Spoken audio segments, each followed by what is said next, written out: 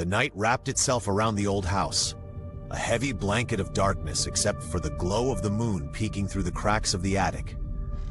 It was the kind of night that felt alive, where every creak of wood seemed like a whisper, and every shadow held a secret. The empty attic, with its old wooden beams, looked like a scene pulled straight from a horror movie. Dust particles danced in the moonlight, twinkling as if trying to escape the somber atmosphere, while the air felt thick with silence, almost as if the space itself held its breath. In the doorway stood Max, his shoulders tense and back heavy with apprehension. A curious soul by nature, he had ventured into this dimly lit attic seeking answers. But tonight felt different. The flickering shadows cast across the floor stretched and twisted, as if they had a life of their own, hinting at something waiting in the dark. Max wasn't the kind to scare easily, but a nagging feeling in his gut urged him to hesitate. Why had he come here again? Was it the chilling stories he heard about the attic, the tales of things best left undisturbed? The non-existent sounds reverberated against his ears, making the silence feel louder than ever. As he stood there, the stillness of the attic wrapped around him, almost suffocating. The weight of the air pressed down as he took a cautious step inside, the boards creaking underfoot like hesitant bones echoing through the years. Every inch of the attic felt filled with forgotten memories and restless spirits, stirring unease within Max. The shadows seemed to ripple, teasing with a hint of movement, challenging his composure. Just then, out of the corner of his eye, he caught a slight motion.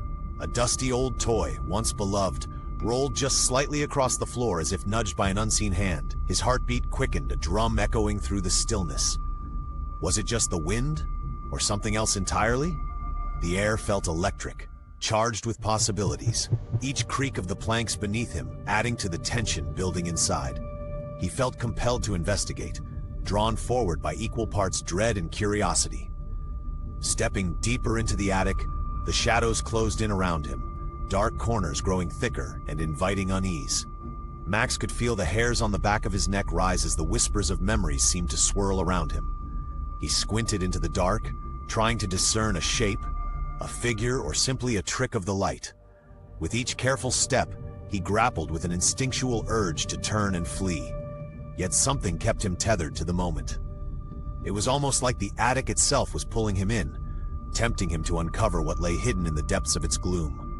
Then there it was, a dim reflection glinting in the corner of his vision. An old, dust-covered mirror stood leaning against the wall, the surface clouded with age.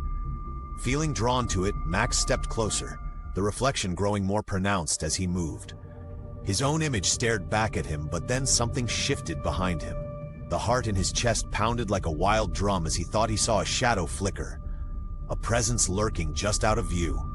Was it his imagination, or was the attic indeed alive? Before he could catch his breath, a sudden chill swept through the attic, cooling the warm night air in an instant. Max inhaled sharply. He could see his breath clouding in front of him, curling like the tendrils of some unseen entity. A whisper, barely audible yet rife with urgency, coiled around him.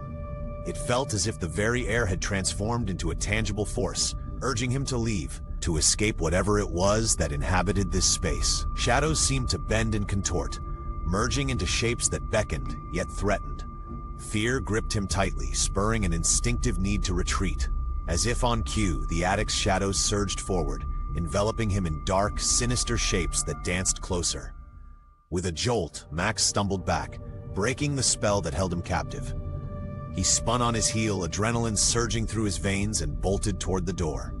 Every step felt urgent, as the oppressive atmosphere seemed to howl, begging him to stay, but he wouldn't. Slamming the door behind him, Max leaned against it, breathless and shaken.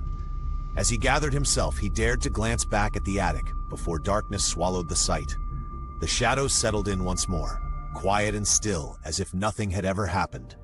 But Max knew better. The secrets of that attic were alive, waiting for the next curious soul, brave enough to tread where others feared to go. He exhaled sharply. Here was a reminder.